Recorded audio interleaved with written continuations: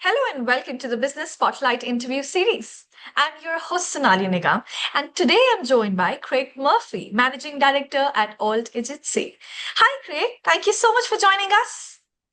Starling, our pleasure to be invited. Thank you very much. Thank you. Pleasure is all mine. Craig, so to start us off, could you share a bit about who you are, what you do, and walk us through your journey so far? Of course, yeah. My name's Craig Murphy. I'm the Managing Director of Alt Agency.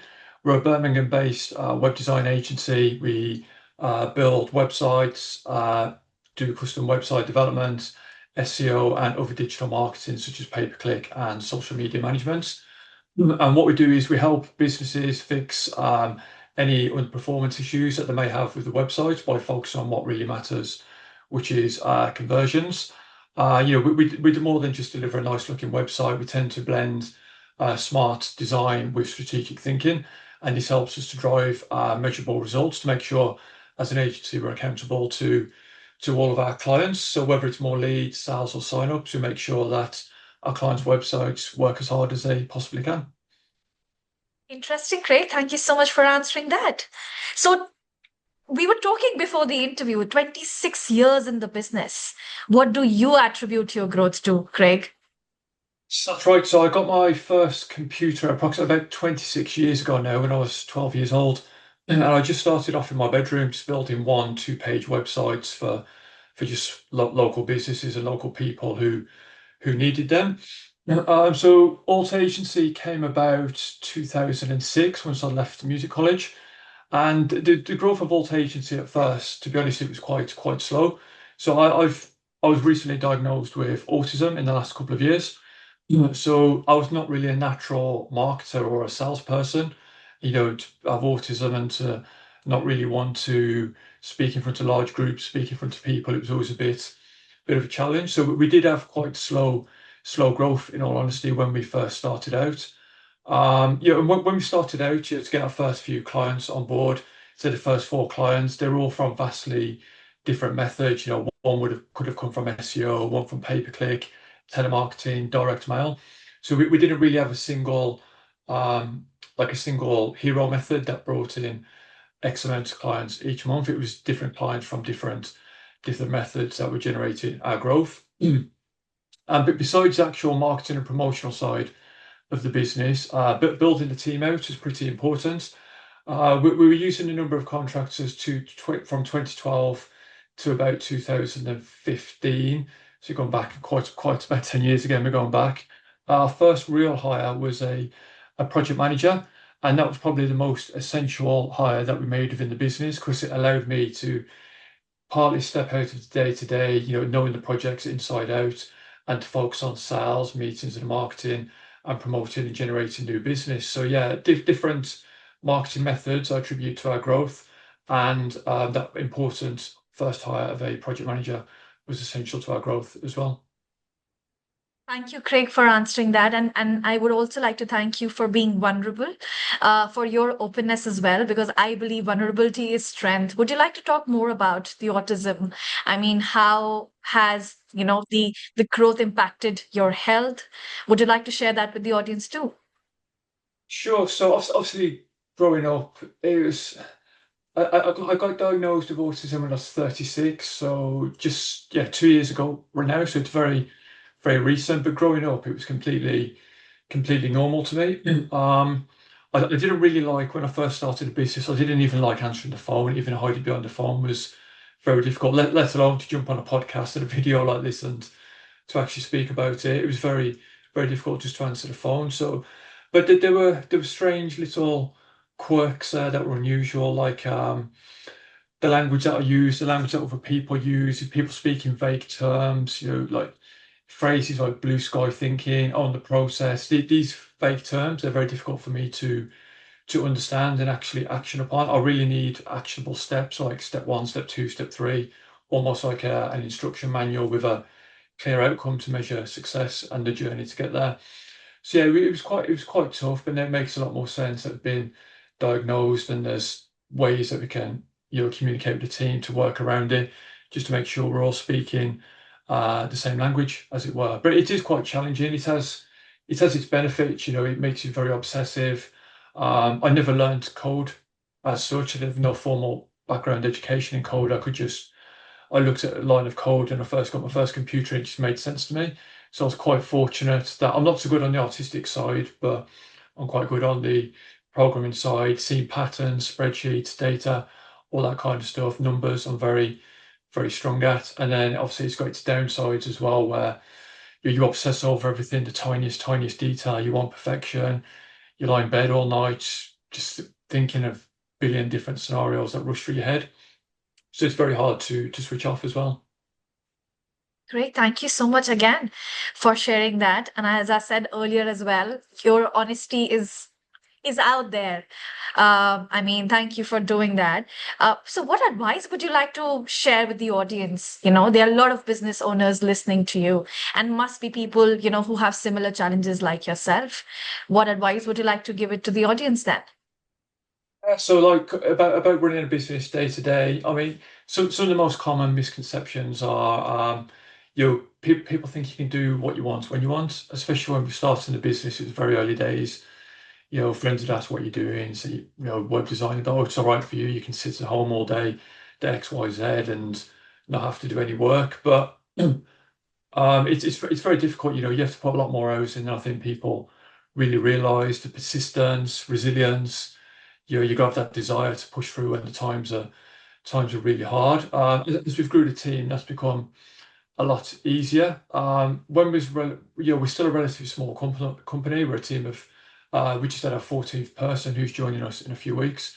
So we're still a relatively small company, but having the heads of department in place gives me a bit more free time to switch off and do more strategic thinking. Back when I first started out, when it was just me, if you took a day off, it took you a week to catch up again. So yeah, really do people thinking you can do what you want when you want is not really true. I don't think when you're running a business, and it's people think it's really easy as well running your own business and that anyone can do it. I mean, it can be quite simple. We're there to solve solutions for people who've got issues with their websites and the digital marketing. But even though it's simple, what we do, it's not necessarily easy, if that makes sense. There's lots of challenges. Some come from my autism, some come from finance, and some just coming from not knowing how to run a business. There's hiring challenges, staff day-to-day challenges, challenges with the economy like COVID, recessions, exchange rates. You can hit cash flow challenges, especially as we did in the early days. We had a few cash flow problems, technology challenges as well, especially the way the world's moving right now with AI. There's a lot of advancements going on in our industry that we have to be excited about, keep on top of. Otherwise, if we fall one step behind, it could be quite devastating, especially at the pace things are moving right now. Great, thank you so much. You've covered the misconception as well as challenges for me, I think, which was my next question. But now I would like to ask, because there are a lot of business owners listening to you, what has been, your biggest learning as a owner of the business running successfully? Gosh, I've learned so much. It's not a case of just build or think you're the best at building the best product and people will come banging your door down for it. It's far more complex than that. I've really had to learn marketing and sales, how to present myself, how to present in meetings, how to sit in front of different levels of stakeholder, from smaller companies to big FTSE 100 companies that we sat in front of. It can be very challenging, and employing as well. I've had to um, get extra support. And we've got HR support and senior management support when it comes to being an employer. I think there's a quote. I don't know, there's a guy from Dell or Hewlett Packard who said, this guy did interview thousands and thousands and thousands of people. He said, you'll get it right 33% of the time, okay, 33% of the time, and poor 33% of the time. I'd love to have hit those numbers. I think we've had a greater um, miss rate on the hiring. So for me, the hiring, probably due to my autism, has probably been the most difficult part of growing the business, to be honest with you. Craig, so you said hiring has been the most difficult part, right? So when we talk about hiring, we talk about employees. Employees are core to any business. So what qualities do you look for employees when you hire them, and how do you foster a positive and a productive work environment? Think for me, culture and work ethic are absolutely key, and it depends on the different roles within the business because we have lots of different personalities. Developers have got a completely different personality to people in sales, and then designers have a completely different personality as well. And different people want different certain benefits and different things from the company. Yeah. I found there's not really a one size fits all that just fits for everybody. Mhm. But I think treating people the best, giving them the best environment to excel in, understanding what motivates them, have been key to getting the most out of the people who have been with us for 10 years plus.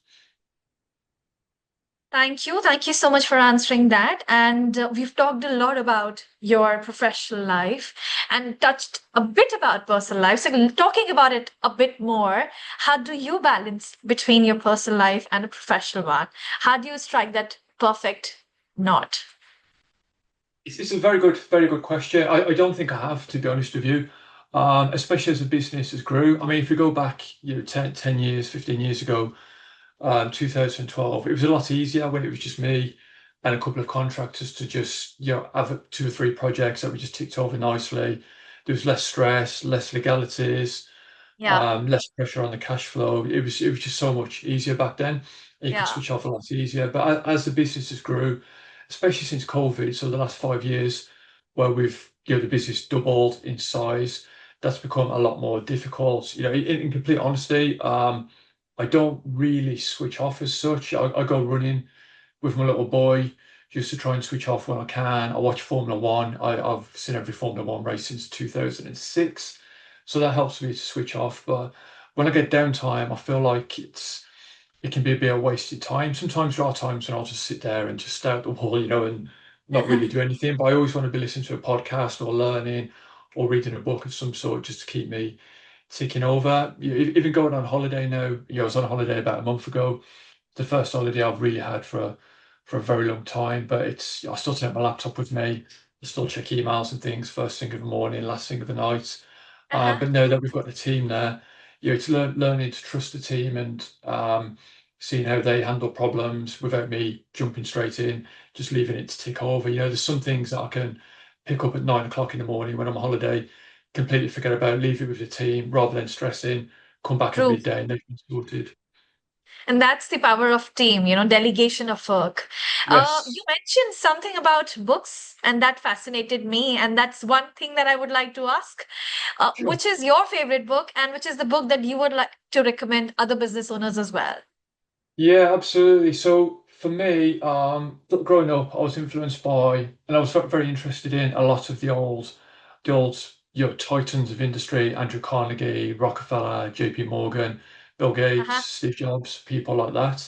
Probably the best book I've ever read, sorry, not written, the best book that I've ever read, and it's in my top drawer and it goes everywhere with me, is Think and Grow Rich by Napoleon Hill.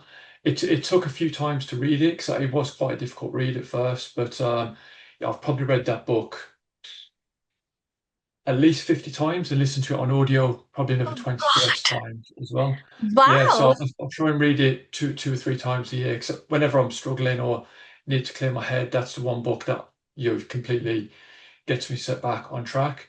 And if there's a second book I could recommend that's super important, it's called Execution: The Discipline of Getting Things Done. And it's a bit about Jack Welch, sorry, and his processes when he was at General Electric, but it's about getting the right people in the right place, the right jobs, and making sure you promote within and get the team structures right. So that book, again, a very difficult read for me was, but yeah, Execution: The Discipline of Getting Things Done is probably another book that I'd highly recommend as well. Thank you, Craig. Thank you so much for answering that. That is quite inspirational. I was stuck when you said 50 times you've read a book. I'm sure there's a lot of learnings that you've had, and I'm sure our audience have also learned so much from this podcast. So, is there any golden nugget or a closing remark that you would like to share with the audience before we wrap up? Yeah, I think for another business, it's just about being persistent. I think for me, numbers are absolutely key, and that probably comes back to my autism. But you've got to know your numbers, you've got to have your projections in place, you've got to know who you're going to hire, when you're going to hire them, make sure they're fed into your projections as well. And get a mentor. Everybody likes to think they can do it on their own, but having a mentor has been one of the things that really helps shortcut our journey. And also, we've got a non-exec on board now, a guy named John Boyfield, who built one of the biggest sports management companies in Europe, floated on the stock market, and sold it on. And he's done very well. And his learnings have really helped us to structure the business differently and get it ready for an exit a few further years down the line as well. So yeah, getting a mentor will definitely help you stay on track. And it's somebody just to bounce ideas off as a sounding board as and when you need them as well, for sure. Great. Thank you so much for answering that. And Well, I think I enjoyed podcasting with you. Thank you so much for your time. thank It you. was great knowing you and your journey. And yes, to everyone watching, I look forward to see you in my next episode. Thank you, Craig. Much. Speak to you soon. Thank you. Bye for now.